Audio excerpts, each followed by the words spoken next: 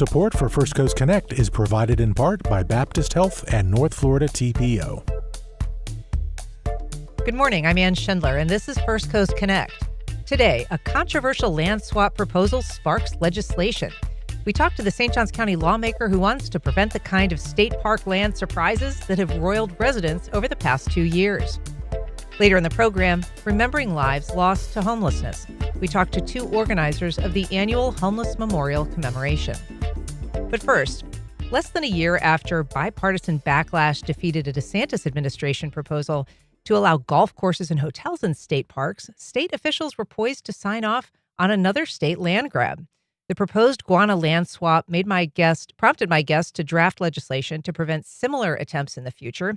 Republican State Representative Kendall represents District 18 in northern St. Johns County, and she joins us now to discuss that and the upcoming legislative session. Good morning, Representative Kendall. Good morning, Ann. Thank you for having me. Thank you so much for being here today. We're also joined by Jacksonville Today's St. Johns County beat reporter, Noah Hertz. Noah, welcome. Good morning, Ann. Thanks for having me. So, Kim, a lot of things to discuss about the upcoming legislative session.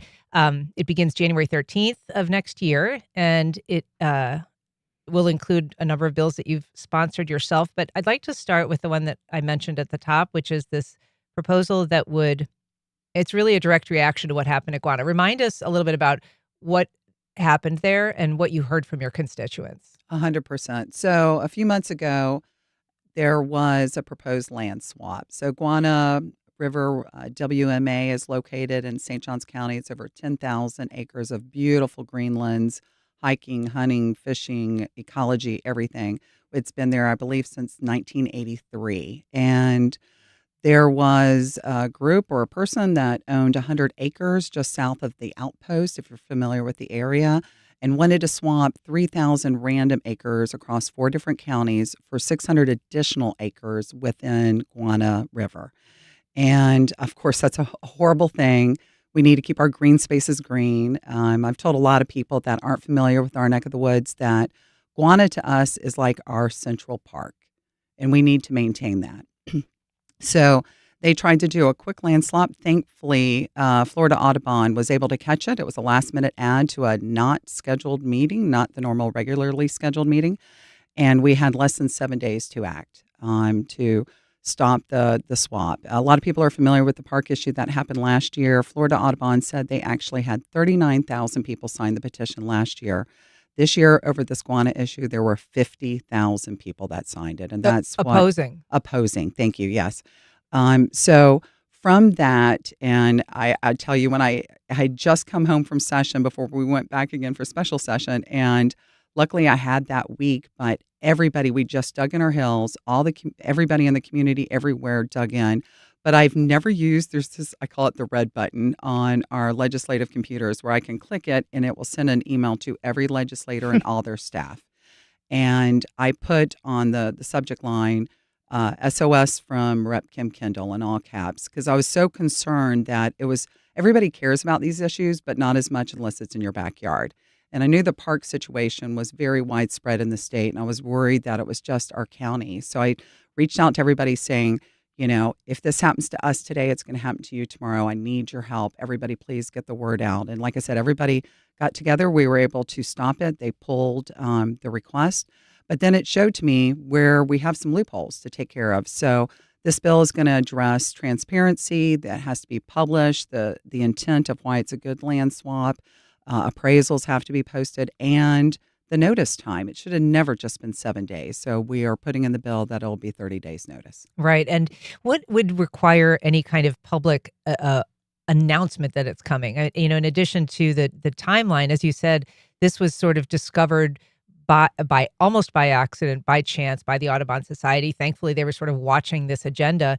But had they not notified you and everybody else, it would have really passed unnoticed. 100%. So we've added in, and I asked Representative Allison Tant to be my prime co on the bill. She works with the state parks, and we both together really worked on how we can do better noticing, how the 30 days prior to the ARC board, the appraisals, making sure it's contiguous land. I mean, we went through every different section that we possibly could with our policy chiefs to try to address all those things. Now, it's still going, it'll still go through the committee process. So I would say to anybody listening, not only we appreciate, I've already been seeing some emails of support of the bill, which I so appreciate.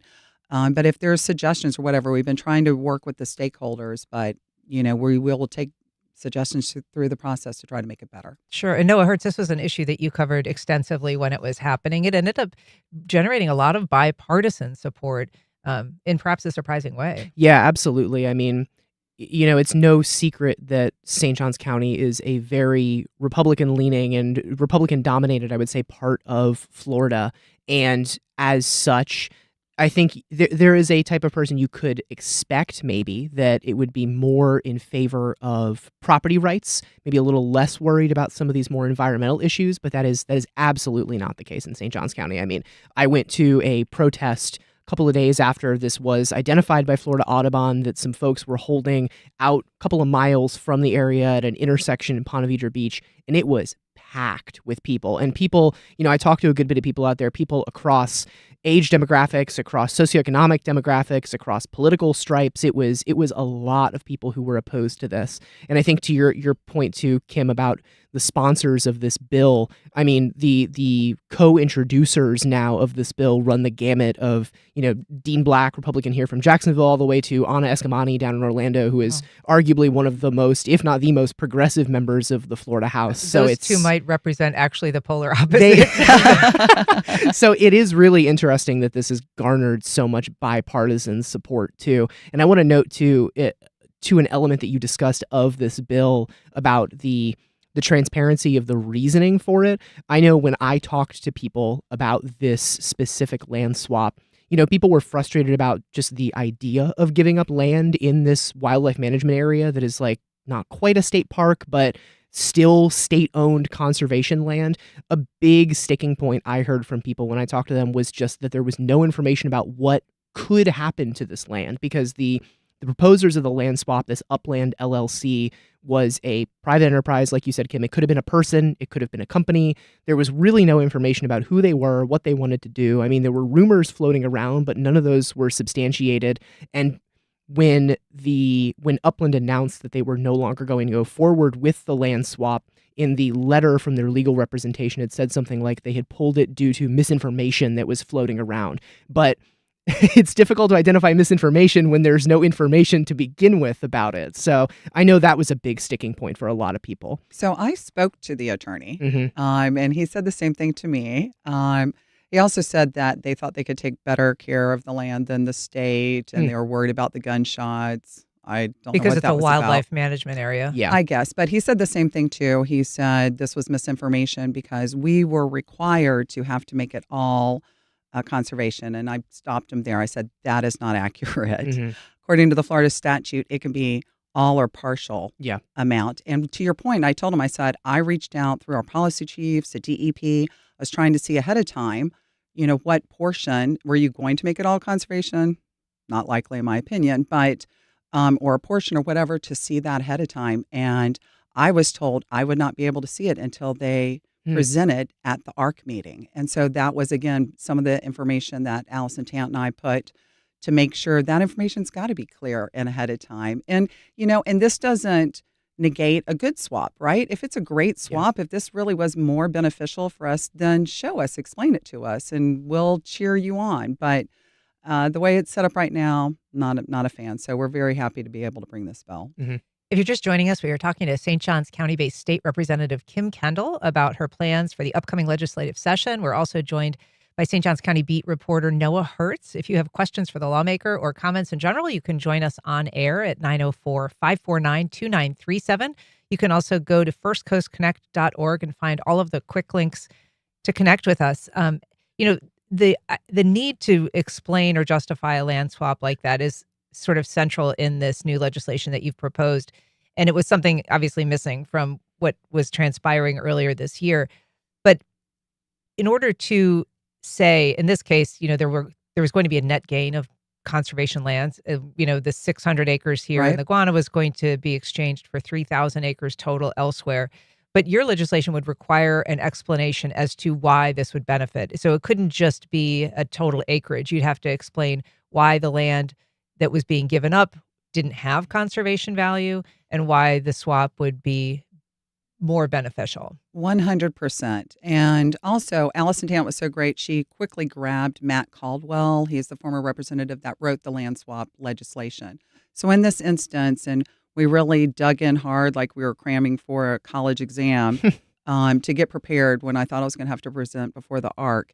The contiguous land swap, it should have never even hit the table because it should have just been side by side. It's not intended. Explain. I'm sorry. So it's intended like if he wanted to swap, say, his 100 acres for the 600 next to it, that's what the land swap. When they say contiguous, not I want to swap 100 or 600 acres over here for 3,000 random. So there's a permissible side by side. I see. So if in a permissible land swap situation, Correct. they should be adjacent land. At least under that Florida statute. If they want to bring something else under a different Florida statute, they might. But in the land swap, that was the intent. That's Matt Caldwell was so gracious to just continually go over it with me and Allison to make sure I understood it. But that was the way they got it to where the state could acquire more land without having to pay the funding and stuff. But land swap contiguous, it's not just that these 3,000 happen to be contiguous with something over there and this 100 contiguous. They have to be contiguous in the land swap. A has to be contiguous to B. Yeah. All right. I do want to kind of shift to a couple of other things that are your proposals coming up in the legislative session. So first of all, just remind us a little bit about the parameters of the legislative session. It doesn't start at the same time every year. People are a little bit confused by that. A lot has already taken place. A ton of meetings have happened. A lot of legislation is sort of already on its track. People are sometimes surprised to know that so much has already been done. They may feel like they've missed an opportunity. And then you've introduced 7 bills. That's sort of the standard of what is allowable for each lawmaker. So tell us a little bit about the parameters of the session. And that's a great question. I appreciate getting that because we know so much about our county commissioners, Mm-hmm. right? And then in the news, you hear about Congress, but state seems to be a black hole. So every year, and you're right, we alternate years. We do 6 committee weeks. This year it was 2 in October, 2 in November, and 2 in December. And then we're required by state law to do 60 continuous days for session. So this coming year, it will be January 13th through March 13th.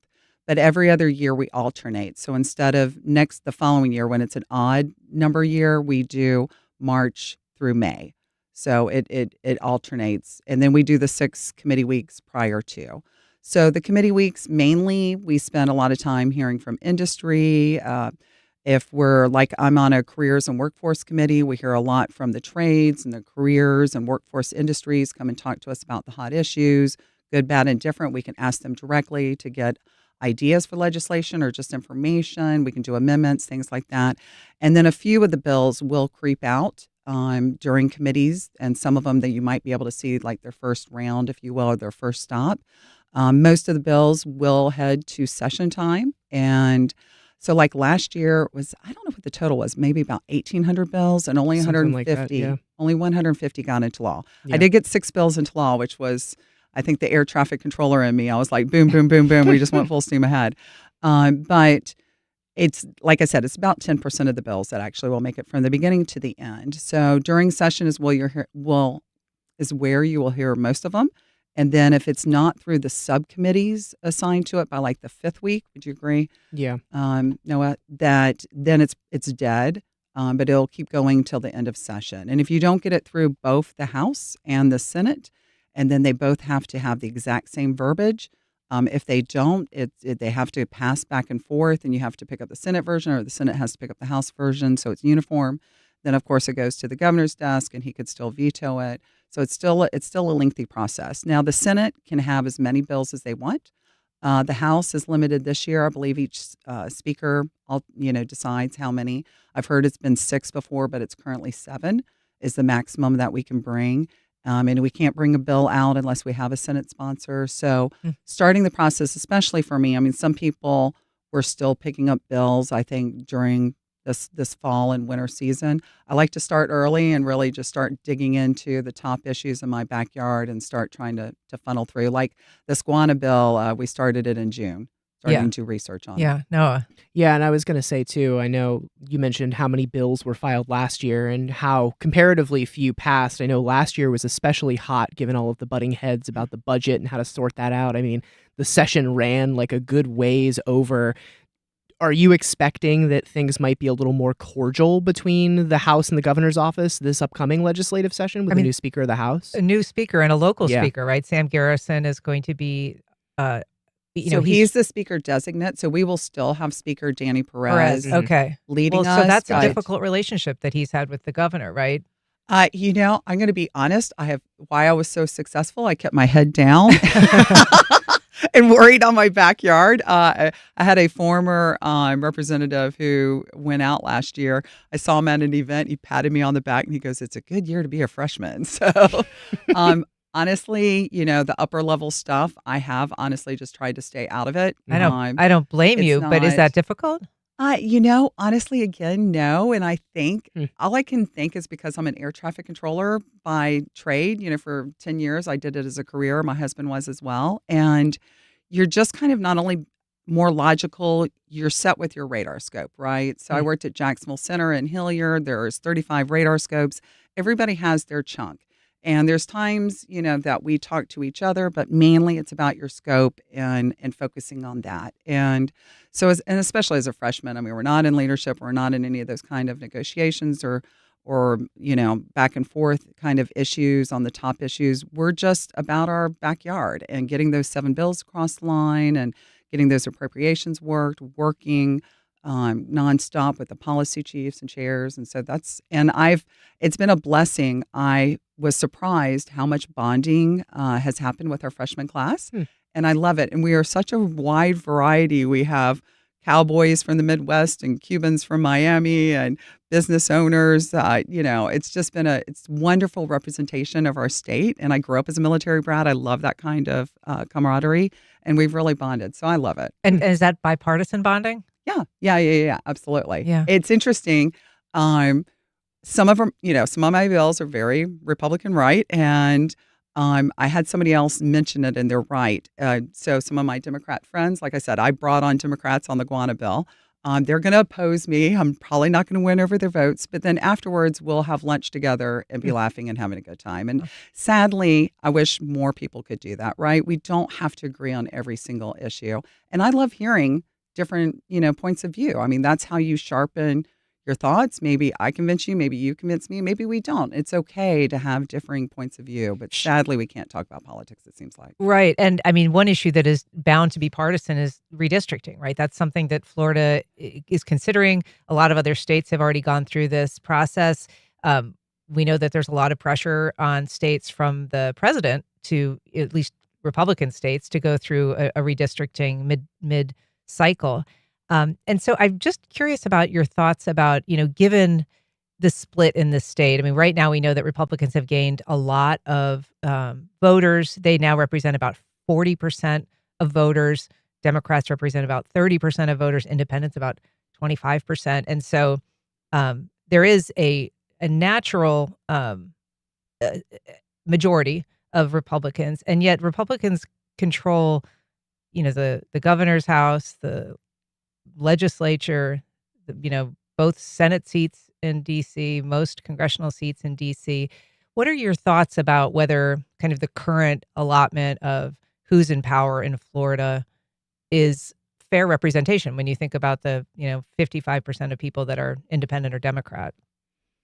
As far as fair representation, our former Commissioner of Agriculture was a Democrat.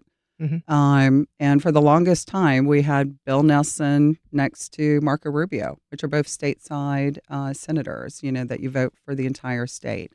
I do think our state has the ability of, choosing people on policies. I think there are so many of us, as a party, I personally think it benefits to say you're a Republican or a Democrat, but no two people are alike, and there's always going to be those issues. And I think the voters are very informed. I certainly know in my district we are.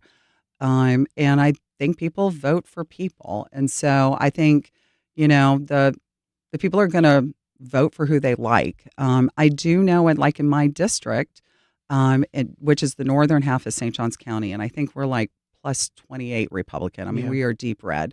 But I know for a fact that because the primary kind of is the election for St. Johns County, if you win the Republican primary, you win the seat. There are a ton of Democrats who have switched their party to Republican so that they can vote and have a say.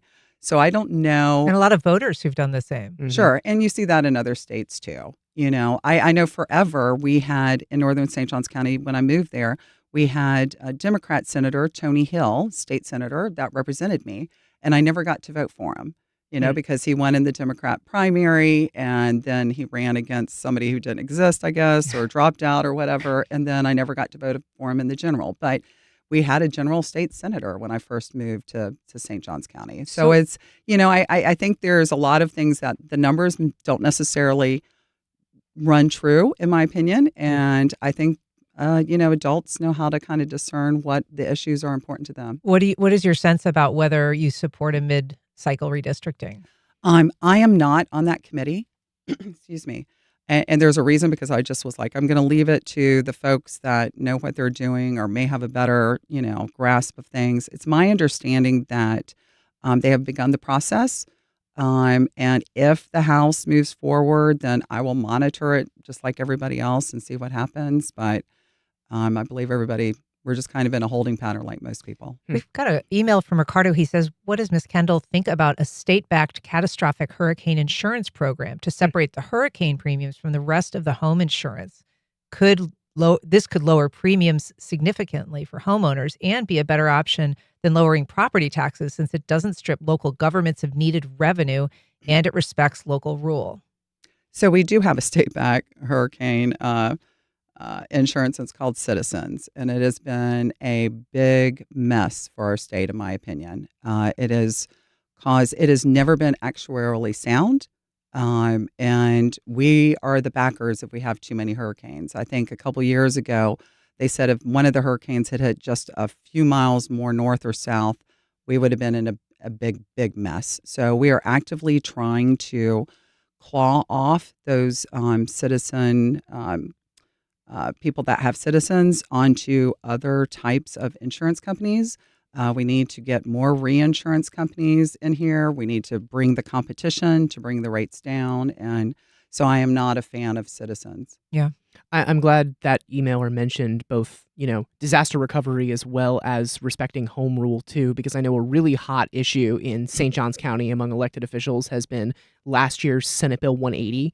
I mean, I don't want to go 100% in the weeds here because it's dense and it's a lot, but the long and short of it is that it was pitched as a conservation bill or a disaster recovery bill, but has in practice ended up restricting or tying the hands of a lot of municipalities who have been trying to pass new elements of their rules that would enforce stricter conservation rules or stricter development rules and that kind of thing. I know there's a lot of municipalities that have sued the state over that. The places that are trying to build a more resilient kind of yes. future. And, you know, St. John's, the county commission considered joining the lawsuit against the state over that, but opted to instead let that play out at the state level. I know that was a bill that you initially voted for last year. There's been some talk at the county commission over whether you would support either a glitch bill or something to change things. Where do you stand on SB 180 there?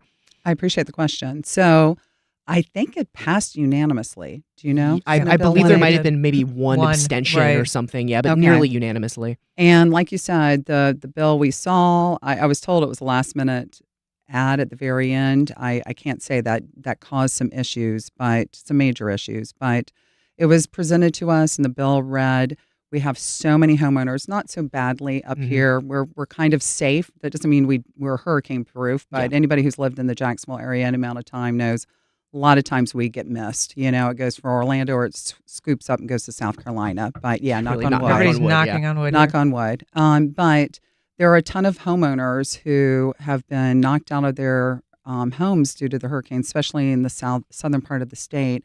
And the insurance companies are having these claims and they can't move back into their home. So it's a real issue. So, and it was interesting, you know, and I'm very blessed. I have a lot of my citizens in my district that will email me ahead of time because I'm trying to speed read as much as I can. Nobody can speed read 2,000 bills. But if you have your specialty. I rely on my firefighters to watch the firefighter bills and things like that and give me a heads up if there's something I need to start paying attention to. Nobody caught whatever was added in there, even the couple weeks that the governor gets before he has to sign the bill. Or, it seemed to take, I don't know, some sort of portion of time after. It seemed like it was a month before I started hearing from folks. And it seemed like everybody didn't hear or had any issues while it was moving through. I'm a big supporter of local home rule. I actually voted against the Live Local Act because of that. I was one of the few that did. And of course, I would support a glitch bill. Made it very clear to my commissioners as well. It's my understanding because of the Senate bill, our comp plan was not approved. I'm very, very, it matters to me. We have our local electeds for a reason. I don't feel like in Tallahassee, I should be deciding home rule issues from Key West to Miami. That just doesn't make sense to me. I want to ask you about a couple local bills that you're proposing. One is workforce. It has to do with people who've been incarcerated and would give them an opportunity to do some training before they're released, particularly for commercial driver's licenses. Thank you. I'm very passionate about the trades. And from a recent visit of some jails and prisons, we noticed there's a gap when we have some great certifications going on. One of them that we don't have is getting CDL licenses to inmates behind the fence. So this bill is going to work on identifying certain inmates, not somebody who's had 20 DUIs or something that wouldn't be appropriate for the field. And within their last 2 years, identify them and get them the training and the certifications to either drive a Class A, which is like an 18-wheeler, or Class B CDL, which is like cement trucks, dump trucks, things like that, and connect them with the industry. The bill also partners with the Florida Department of Transportation. They just recently started the Florida Transportation Academy, focused on heavy construction. It also will allow inmates to be able to drive state vehicles for this specific purpose. They have to be able to speak English. That's actually in the bill as well. And I love also, we heard so much from industry that any of the CDL drivers that have less than 2 years experience, the insurance premiums and workers' comp is through the roof. Yeah. So we also have in the bill compensation, first come, first serve, but $5,000 per employee and up to $20,000 per employer, where they can request that reimbursement if they hire somebody with less than 2 years experience. Another and possibly more controversial proposal has to do with parental rights. So this is your House Bill 173, and part of it would, correct me if I'm wrong, but part of it would prohibit minors from receiving treatment for sexually transmissible diseases without parental consent. Same for non-surgical contraceptives and maternal health information. I'm sure that there's a lot of people that would say that could really put some kids at risk, particularly if they don't have the kind of relationship with their parent where they feel like they can talk about those things. So in the bill, we have, and it's the same bill I ran last year with Representative Plankin. It's just me on the House side this time, and Senator Graw's running it again. I made it all the way through the House and through the chamber floor. Senator Grawl made it through all of her committees, but not the last vote. It didn't get picked up on the last vote. So it's the same bill. It has, and I wish I had it in front of me, but that's happy to follow back up. But there are 16 different exceptions that are in the bill. It's not intended to hurt any young girls or boys or anybody. There's a million of those. Plus, anytime there is any kind of emergency or a threat, or we're concerned about a girl that's being raped by her foster dad. That seemed to be the example that comes forth. They can talk to anybody. That is still allowed. And we just need the parents, in my opinion, to be part of the process for several reasons. One, if you have, say, the 15-year-old girl that is in a horrific situation of being molested by her foster dad, and she can't ask the dad for permission, well, we're enabling them. So then we're allowing the 15-year-old to be taken care of and go back to that horrific situation. We have to get her and any of her siblings out of that situation. We need to know about it, as well as the parents want to be part of the process of mental health, physical health, things like that. I'll give you one quick example. My son has mastocytosis. Most people haven't heard of that. It's a rare skin disease. And you have to not only avoid very hot, very cold. He could never be part of the polar bear club, but he cannot take antihistamines. He can't take ibuprofen. He can't take Tylenol. There are certain things, if those cross, it can cause permanent damage to his organs. So again, I don't want my 14-year-old son going off and getting treatment and not know those things when I need to be part of his healthcare process. Do you think that it's possible that just that provision, even if you are going to eventually talk to your parent and say, hey, I've contracted an STD, or I think I have, do you worry that that would naturally build in some delay before those things are treated, that there would be some time that just a kid needs to kind of build up to that conversation, time during which an STD could progress, or they could be having unprotected sex without, some sort of contraceptive? So the exam is still allowed without parental involvement. So they would know instantly, and they're very quick. We've talked to a lot of folks, and I've actually as well done my due diligence with doctors and mental health professionals and stuff, doing my research on the bill. But there are avenues to quickly get those things resolved. But the exam is okay without parental permission. No. Yeah, I thought when I was reading this bill yesterday, I thought a really interesting element of it too was the element of surveys and questionnaires that could be given to minors.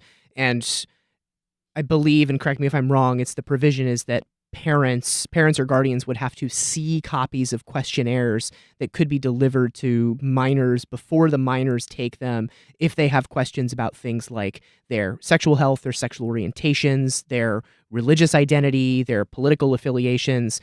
That seems like it does kind of fall in line with where the parental rights ideas and movements have kind of gone in Florida over the last couple of years. So when it comes to surveys, and there's also the heart math monitor, the biofeedback thing, which is horrible to me. But the surveys, I'm not sure I'm familiar with that. Yeah. Okay, we can hit that if you want. So the surveys, the normal surveys are allowable. Educators, my grandmother taught at Dinsmore Elementary School on the west side of Jacksonville for over 40 years. My great-grandmother was the first female superintendent in Bacon County. So the educational surveys are fine. There's only, I believe it's 7 or 8, again, I don't have the bill in front of me, exceptions, which come to, like you mentioned, religion, gender ID, political affiliations of the kid and their family, and things like that. All we ask is to allow us to opt in. So the normal surveys that are needed for, financial aid or just regular education, teaching and stuff, but these particular, like I said, I think it's about 8, give or take 1. We just want to see it ahead of time. Oh, okay. This makes sense why they're asking this particular question to let us opt in so the student can be part of that. And what was you were referencing? Oh, the heart math monitor. This is a fun one. So it's a resource that is allowed throughout the state to use. I know for a fact, because again, I focus on my district, number 1. There are 7 schools that have been using it in St. Johns County. And what does it measure? So your heart. So let's say we'll take Noah as an example. Noah's a bad kid in our class, right? So I'm the teacher and I've identified him. So I'm going to tell Noah, okay, now hook your finger to this device that plugs into your computer. You're going to see this red graph. You're irritated, agitated. Now you're going to self-regulate yourself down. We're using it for discipline. Calm, breathe calmly. It'll turn to blue.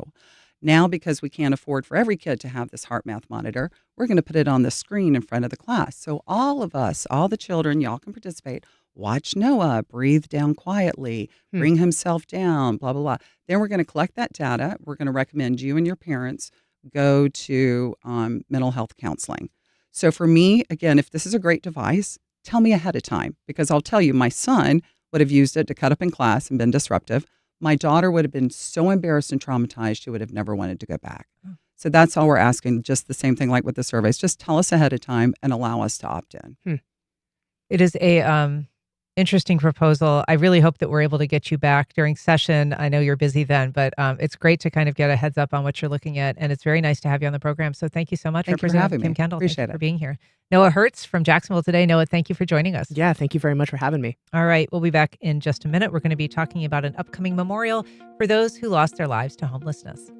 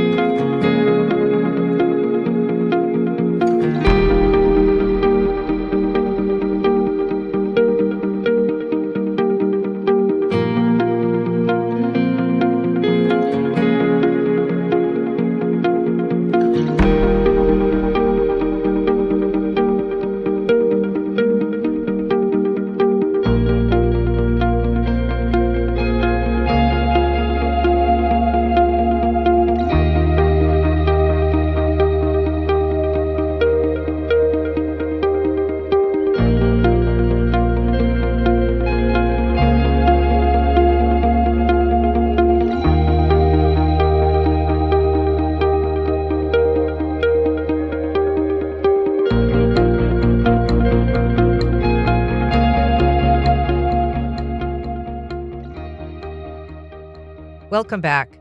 Each December, advocates for the unhoused gather to honor a group that is often spoken of as a problem and instead acknowledge them as individuals. Here to tell us about the annual Homeless Memorial Service is Guana Allen, the Chief Public Affairs Officer for Changing Homeless. Guana, welcome. Thank you for being here. Thank you. Good morning. We're also joined by Paul Stassi, the Executive Director of City Rescue Mission. Thanks for being here. Thank you. So, Guana, this memorial is always held around the winter solstice. It is the first day of winter, also the longest day of the year, or the longest night, I should say, of the year. And so it's often cold. It is a time where people sometimes find the idea of homelessness a little more relatable. Tell us a little bit about what this event does, who it brings together. Sure. Thank you again for having us. So this event is really important for our community. Communities across the country actually recognize this day. And oftentimes people don't think about the challenges that come along with homelessness aside from what they physically see. There's a lack of connection. You know, we have friends and family that we can reach out and call and spend time with if we want. Oftentimes, persons who are unhoused don't have that, along with the other challenges that come along with, being on the streets. And so the memorial really brings together folks from across our community, our member agencies, people who are in the work and who do the work every day in terms of helping people who are unhoused. Oftentimes they are their clients or, people they're working with regularly. And then the family members also of the persons who, they may not have a traditional service, in terms of, their lives. And so this may be the only time that there is anything that publicly kind of acknowledges them and recognizes their lives. Paul, humanizing unhoused people is, can be pretty critical to motivating people to kind of care about outcomes. And it can be really easy for people to detach from people that, are living in often very dire circumstances. So what is how does this help the larger community connect with the issue or the people? Yeah, so I think it makes it makes the whole situation of homelessness real. And if I could just give you a story, Johnny was living on the streets for years, sleeping on a sidewalk. He had an addiction to alcohol and crack. And one day, one of our counselors saw him and invited him to lunch and told him about our long-term recovery program because a lot of people deal with addiction issues. And he came into the program and he said, I was just sick and tired of being sick and tired. But about a month after he came into the program, he had a pretty serious heart attack. And I really realized that if Johnny was still out there on the street, he would have died. But I'm so grateful that he was in our program and he was surrounded by caring people, and we got him into the hospital right away, and he came through it really well, and now he has dental work, he has new teeth, he had glaucoma surgery, he graduated from our program, and he's doing great, and he's volunteering at our thrift store. But it just reminds me of those who never made it to our doors. And this time of year especially, we're called to count our blessings and to remember those who have passed away while experiencing homelessness, as well as those who are still out there waiting for that hope.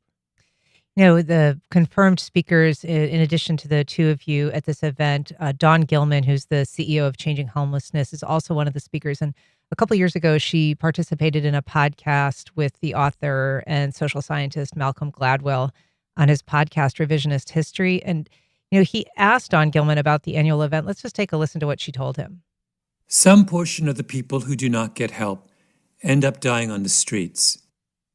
Almost every community in the country has a service for those who've fallen. It happens in late December on winter solstice. It's become a tradition. In Jacksonville, the service is held at the City Rescue Mission downtown. A choir sings, a local pastor gives the homily. Then Dawn Gilman performs her final duty of the year. I've had the honor for the last 10 years of reading the names, and the list is always too long. And before I read the name, I remind everybody that there are 6 categories of homeless people, and that's someone's mother or someone's father, someone's son or someone's daughter, or their sister or their brother. So it's more than dots on a scatter plot. Guana, it's a reminder that this is, a very emotional event, not just for the families, but for the participants and for people who have either, lived through homelessness or have known someone who has. Absolutely. And we try to really make it a celebration of their lives. Prior to working for Changing Homelessness, I consulted for the organization for 11 years. And I remember when I first started and I was asked to help with the memorial, and I felt so ashamed because I never thought about what happens to someone if they passed away while experiencing homelessness. It never crossed my mind as a young adult. I never thought about that. And so this is something that I actually look forward to because I feel like it's something that, the persons who passed away will never know that their lives were celebrated in such a way. But we come together and we celebrate them just as if they were our actual kinfolk. And so I think that's really important for our community. And all are welcome to attend the event. Yeah, and Paul, the event is open to the public. It is a free event. It is on December 19th, this Friday, at 8:30 in the morning. Who would you recommend come to the event? Do you think it serves the wider community? Oh, sure. I think anybody who has a concern about those who are experiencing homelessness, because they're really our invisible neighbors. And Guana, this is something that you will be a part of as well. Anything different this year? Do we know how many people are going to be honored? As of right now, I think the list is about 31 or 32 names thus far. And I will, unfortunately, that could even increase between now and Friday, realistically. Right.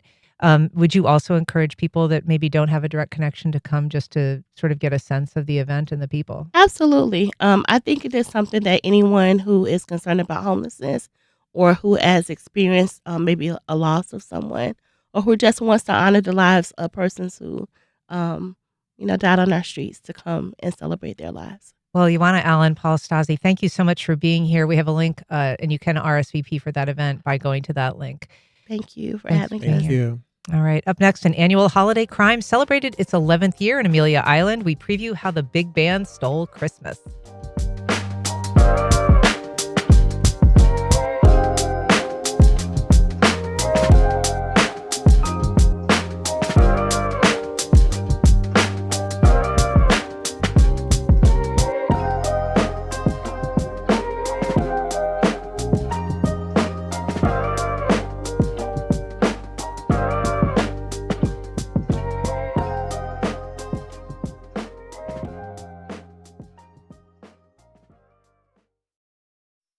Terrell Hogan Law.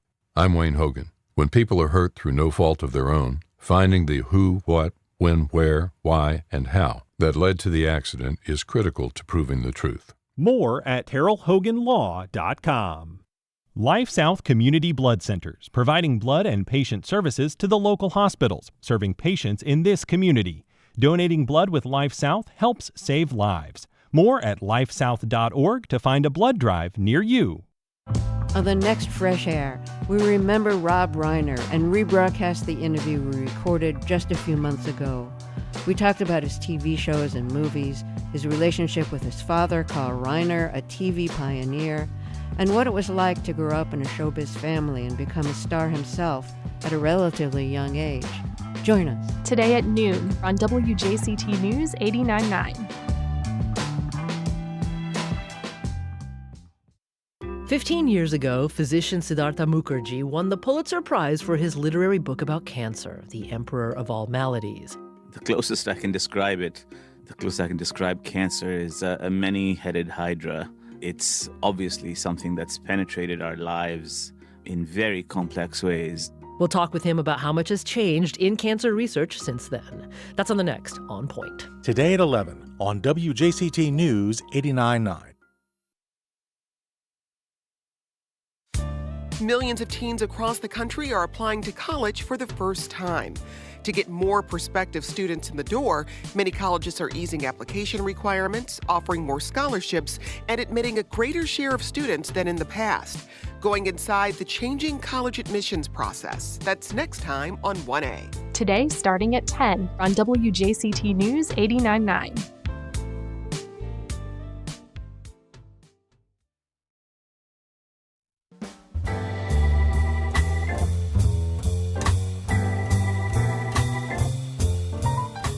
Welcome back. Well, a full 19-piece big band joins singers, dancers, and characters ranging from Santa to the Grinch in the annual How the Big Band Stole Christmas. The show is now in its 11th year at the Amelia Community Theater. Here to tell us about it, we are joined by co-producer and band leader, Dennis Negrin. Good morning, Dennis. Good morning. Thanks for having us. Thanks for being here. We're also joined by Theo Canty, one of the featured vocalists for this year's show. Theo, welcome. Good morning. Thanks for having us. Yeah, so this is a real melting pot of influences, performances. We should say that you're also a trumpet player, Dennis. So you're, in the show. Theo, you are performing and, kind of the star of as a featured vocalist. Tell us a little bit, first of all, about your performance and what you like about doing this annual show. Yeah, so we do this performance. I think this is my fourth year doing it, fourth or fifth year. And it's just so much fun. It's so fun to watch the kids come up to you afterwards and they want to hug you and sing and they just have a really good time. So the families have a great time. It gets people in the holiday spirit right before the holidays. And so that's just probably my favorite part. I tend to like to sing a lot of the Christmas ballads. So I'll Be Home for Christmas and all those little sentimental songs. Yeah, you've got a soft spot for the Christmas sentiment. Yeah. And Dennis, what is it that you most enjoy about this annual show? You're obviously doing a lot of legwork, co-producing it, in addition to being part of the show itself. Yeah, I think my favorite, to Theo's point, is definitely that community aspect of it. And then also, I love performing, so it's a really great opportunity for me to get to just kind of let loose and play. And we have a ton of fun skits. It's definitely my favorite. Sometimes I might leave the stage and put on a Charlie Brown outfit. A couple other surprises in the show. I don't know who's going to dress as the Grinch this year. So it's just a lot of fun. The skits really add a lot. I bet you do know who's going to dress as the Grinch this year. But so this is not for kids, though. This is for people of all ages. And the big band aspect really is kind of something that I think moves the demographic up considerably, because you have people that really enjoy that sound, in addition to the stuff that's more aimed at the children. Yeah, it's a great show. It brings together all the ages. So you'll have, folks who are there to listen to the music of the 1940s, and then you'll have, kids there, and some more modern music as well. It has been a little bit of a tradition that has developed. You say this is your fourth year doing it, but it's been now more than a decade that it's been running. And so how has it changed? How has it become, or has it? Has it become a bigger event for the people in Northeast Florida and Southeast Georgia? Yeah, I think it's grown. The past 3 years, we've sold out every performance. So we've grown from one performance. Now we have 6. We've been able to add so many skits, so many musicians, local dancers, acrobats. This is the first year we're planning on adding a string section. So it's really grown and developed, and it started off as a variety show, and now it tells the whole story. We've got a tap dancing elf. That's one of the best parts about the show is it continues to evolve and get bigger and better every year. And you say that it is now kind of more of like a universal, it continues through as opposed to a series of skits. It's kind of got a theme that runs through. Yeah, so there's definitely a mischievous elf. We can't give away what she's up to. But she's been known to steal things, and color in the music books and do different things to kind of wreak havoc to the band. Yeah, Theo, what is it that that you hear from people when they attend? I know you said that kids love this. You're a Douglas Anderson School kid, but also you trained at Berkeley, so you've got a really magnificent skill set, but some of this show is just fun. Yeah, a lot of it is just fun. You don't always get to get on stage and just have a good time and look at the people feel joy. I think the biggest thing for me is when when you can see that you're bringing someone some Christmas cheer, and you're standing on the stage and you look out and you see all of these brightly smiling faces, and it's just such an awesome experience. So you mentioned that there are 6 shows this year. Dennis, this is Friday through Sunday, essentially this weekend. So, but there are 6 showings in that time. So there are matinees available. The other shows are at 7:30 at night. And this is at the Amelia Community Theater. Remind us where that is. So it's up in Fernandina Beach. It's off Cedar Street. It's a great local community theater. We've been fortunate to part with them for multiple years, and it's a really great place. You can go see a show. You can do dinner or lunch beforehand up on Amelia Island. It's a really welcoming, good theater. Yeah. Well, we've got a link on our website if you'd like tickets. It is the big band that stole Christmas, Dennis Negrin, Theo Canty. Thank you so much for coming on today and break a leg. Thank you. All right. And that's our program. Thank you for listening. If you missed anything, you can find all of our past and current shows at firstcoastconnect.org. And while you're there, you can sign up for our brand new newsletter, which delivers show information, including upcoming guests and an opportunity to submit questions. It's at firstcoastconnect.org. First Coast Connect is produced by Stacey Bennett. Our associate producer is Isabella Casapow, and our director is Brady Coram. The theme music is performed by Club de Belugas. Join us tomorrow when we talk to both sides of a community rift over city investment dollars in the East Side. I'm Ann Schindler. You've been listening to First Coast Connect on WJCT News 89.9.